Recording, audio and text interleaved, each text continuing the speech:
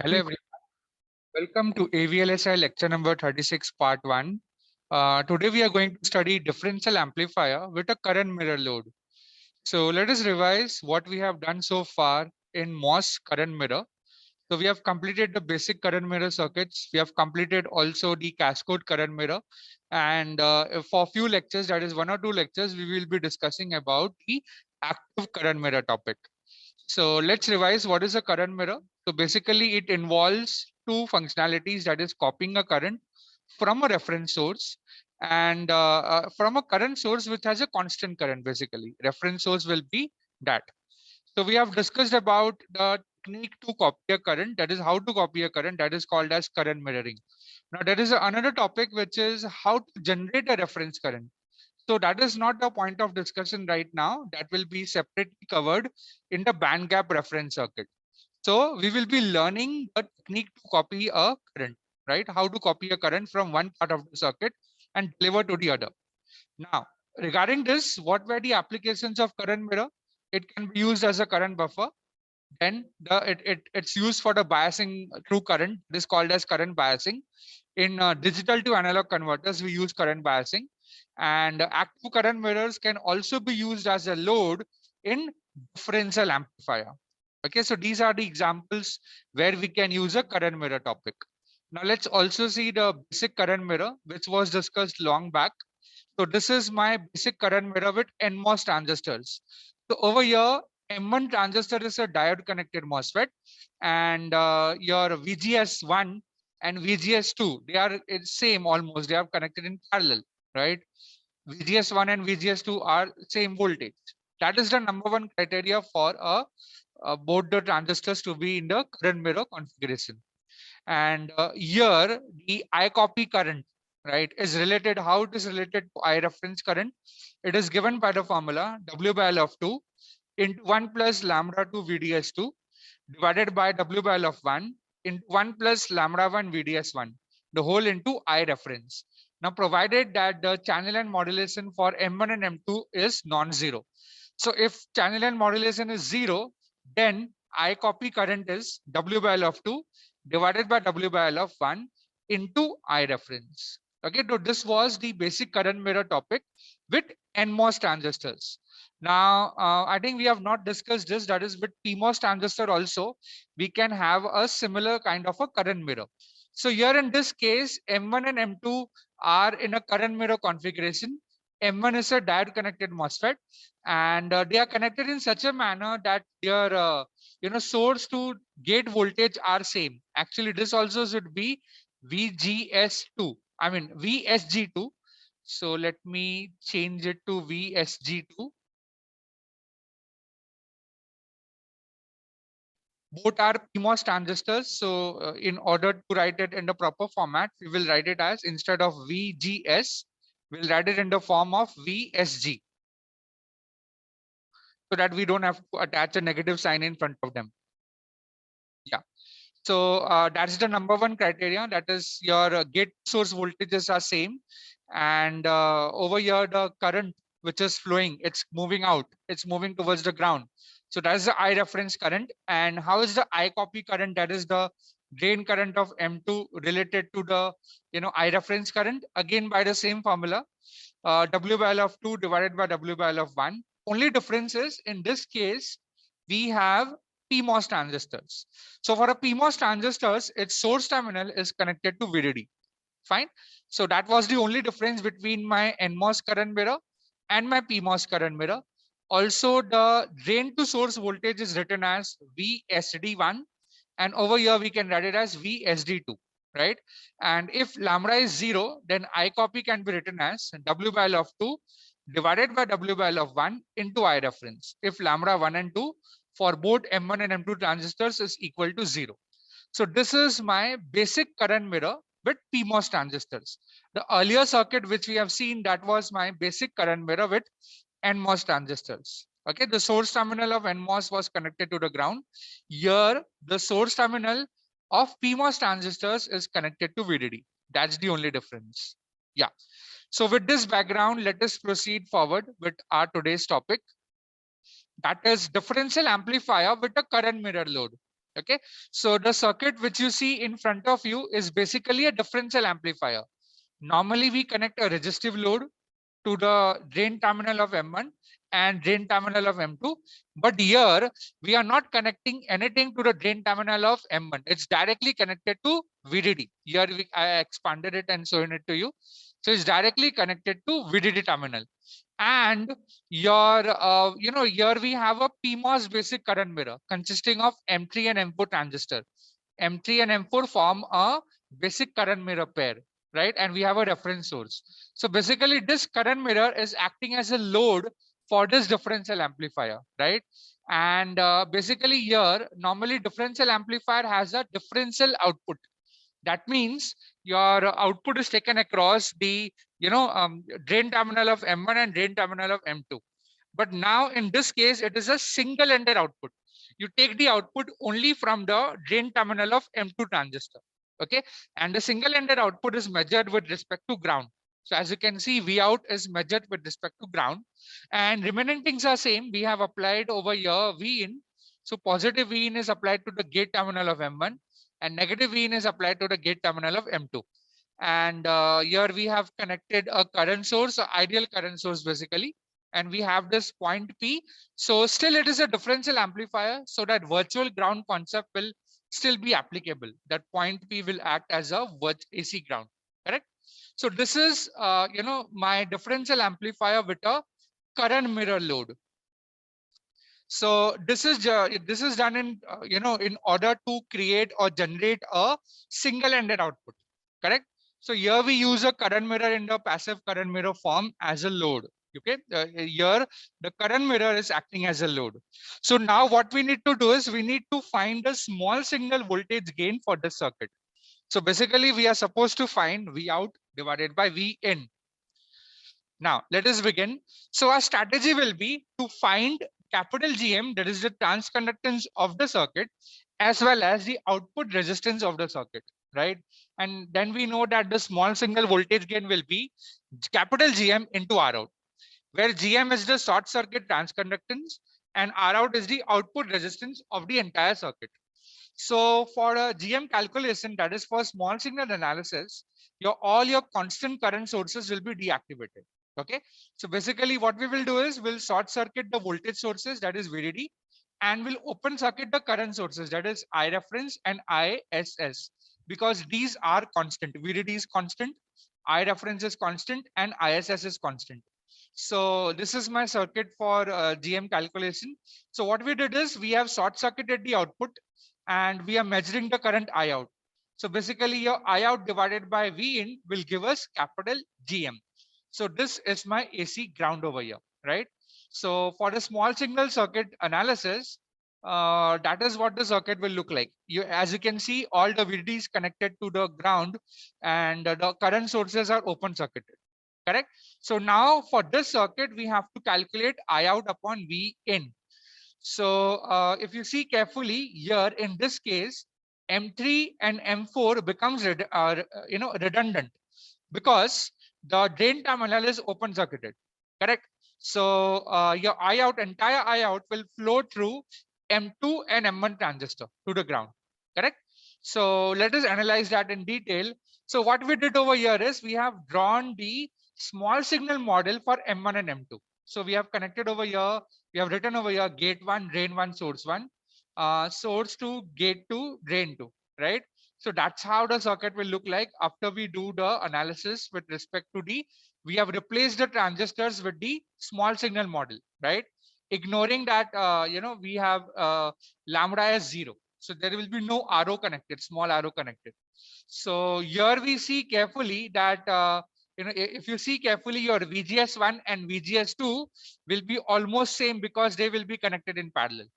Okay, your source 1 terminal is connected to source 2 terminal, and your gate 2 and gate 1 is connected to my V in.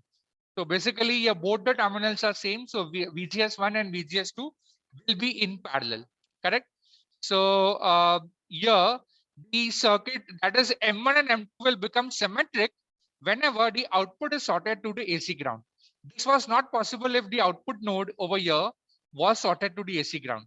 So now in this case, your VGS1 and your VGS2 is same. VG1 and VG2 is equal to V in, and VS1 and VS2 are also same. Okay. And what is the drain current given by? Drain current is given by GM into V in.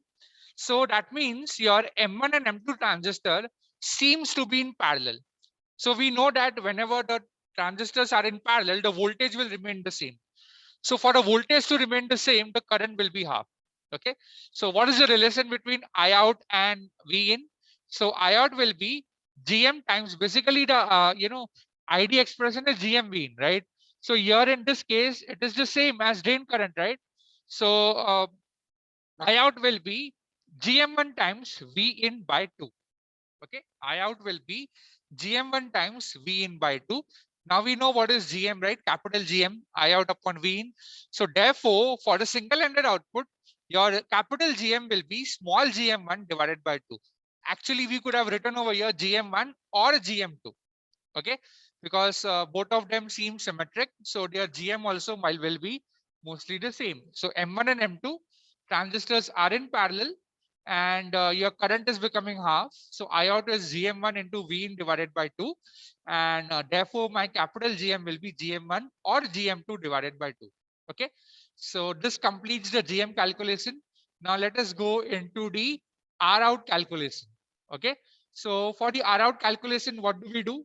We connect the entire circuit inside the box, and we connect the we will measure the R out from the output terminal. Correct.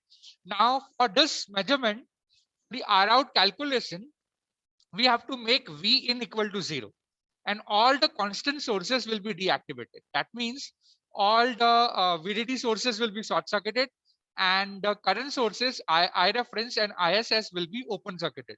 Correct. That's how we do it. So that is how the circuit will look like after applying all the analysis. That is, for small signal analysis, the VDD is connected to the ground. The I reference source is open. ISS source is open. Okay. And the VIN is also connected to the ground. And we have to find R out looking into the drain terminal. I mean, here it is R out looking into the drain terminal of M2 and M4. Right. And this is open. I mean, this is I reference, so this is open. So when you look into M1 transistor, its source terminal, its gate terminal and the drain terminal are tied to the ground. And when you look into the source terminal, you get the impedance of M1 as 1 upon GM1, 1 upon GM1 parallel to R01. Okay, so that's the impedance which we get if you look into the M1 transistor. And over here, if you look into the M4 transistor over here, because M3 will become redundant. So if you see carefully, if you look into the M4 transistor, your gate terminal is open, correct? But your source terminal is grounded, and you look into the drain terminal. So what do you see over there? RO4. So the impedance looking into M4 transistor is RO4. Okay, and now we have to find R out. So if you do this analysis and write that impedance looking into M1 is 1 upon GM1 parallel to R01, and impedance looking into, sorry for that. Yeah, impedance looking into impedance looking into M4 transistor is RO4, and impedance looking into M1 transistor is 1 upon GM1 parallel to RO1, and we are finding out R out. So we can redraw the circuit in this manner. Okay, so basically your M2 source terminal will be having an impedance of 1 upon GM1 parallel to RO1, and M2 drain terminal we have a resistance of RO4 that is connected to the ground. And we are now checking what is R out looking into the drain terminal of M2, right? So basically, if you identify this circuit correctly, it's a common source amplifier with a source degeneration. Okay, now let me revise this. So this is my circuitry, right? If I want to calculate Rx, I have already done that before. So wherein the VIN was connected to the ground, and we have a resistance Rs connected over here. That means it is my common source amplifier with a source degeneration. You can have a look at it. Your M1 transistor, we have RD and Rs.